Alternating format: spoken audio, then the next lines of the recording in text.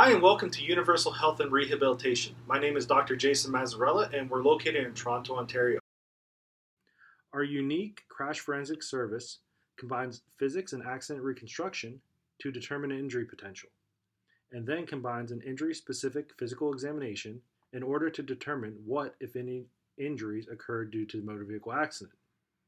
This is the only assessment and examination service available today that uses occupant kinematic analysis, injury biomechanics analysis, evaluation of the vehicle based on National Highway Traffic Safety Administration crash testing, consideration of over 40 unique risk factors, and all followed by an injury-specific physical examination in order to make an injury determination. The crash analysis determines how the occupant reacts in the car.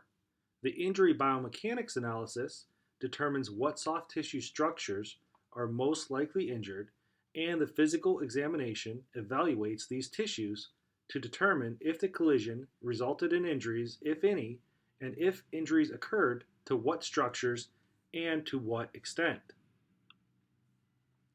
Like any specialized area of medicine, qualifications matter. No two motor vehicle collisions are the same. No two occupants are the same. Every collision has unique vehicle variables, road variables, risk factors that are either present or absent, and different types of occupants related to the physical stature. There are differences in height, weight, body type, and musculature, all of which play into determining an injury potential.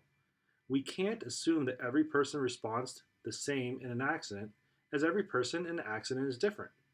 When we do, occupants get misdiagnosed, pain persists longer than it should, and claims stay open longer. Like any specialty, training, education, and experience matters. In every collision, we consider over 40 risk factors. This allows for a completely unbiased injury analysis and determination, which can help the occupant, if injured, recover in a more timely manner. This is how just one risk factor can help determine injury potential. We will now consider awareness. Research has shown that awareness is the primary factor in determining the likelihood of injury. In the collision we're about to show, the occupant is unaware of the impending collision.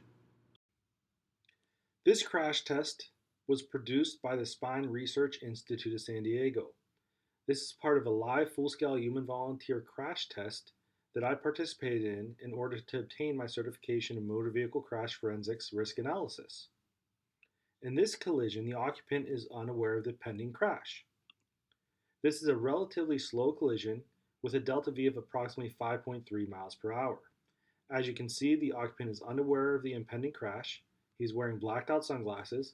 His neck and arm muscles are relaxed and not flexed. When the collision occurs, he is unable to brace as the primary injury mechanism happens in about 80 milliseconds, and it takes us about 300 to 400 milliseconds to make a forceful muscle contraction. Due to the occupant not being aware and due to the fact that he is wearing a seatbelt with his shoulder harness, his body is pushed forward as per Newton's laws until his seatbelt restrains his forward movement. This results in a significant forward head translation and neck flexion. You can see the cervical spine lordosis flattens and the paraspinal musculature contracts in response to the cervical traction. This allows for potentially significant ligament and tendon injury in the cervical spine. We can also see that the cervical flexion exceeds 90 degrees, which is the normal physiological range of motion, allowing for a tearing of the inner spinous ligaments and facet capsules, and compression of the anterior vertebral bodies. This is only a 5.3 mile an hour delta V collision. The injury potential is increased greatly based on the known risk factors and occupant kinematics of the collision. By combining crash forensics, as we have just shown, we can make an injury determination based on science, physics, and medicine.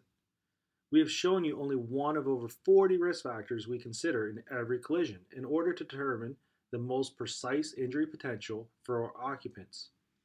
By understanding the tissues involved in the collision and comparing this with pain patterns and functional loss, a specific injury analysis can be made which can improve patient outcome. In the previous crash test, imagine if the occupant reported headaches. What would your course of action be? Would you order x-rays, CTs, MRIs, or video fluoroscopy studies? Maybe refer to a chiropractor or neurologist for a specific exam? By understanding the crash forensics of the collision, we would know that the cervical spine would undergo a significant distraction force due to the fulcrum produced by the seatbelt. In understanding this kinematic reaction, one of the first muscles we should evaluate is the splenius cervicis, that has a myotogenous referral pattern into the head behind the eye. This is how we combine physics, crash forensics, and medicine. Once this crash forensics analysis and examination has completed, a full physical examination is preferred.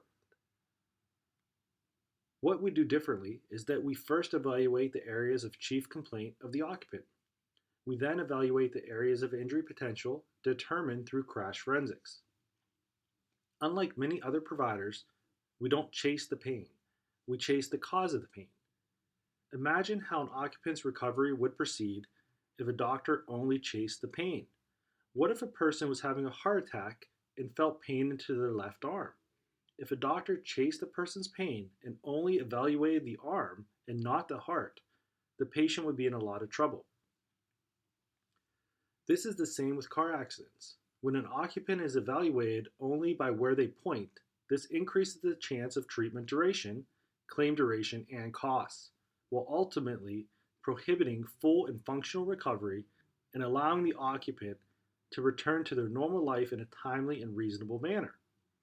We strive to do better, and we believe crash forensics assessments and examinations is the way to do better. Thank you.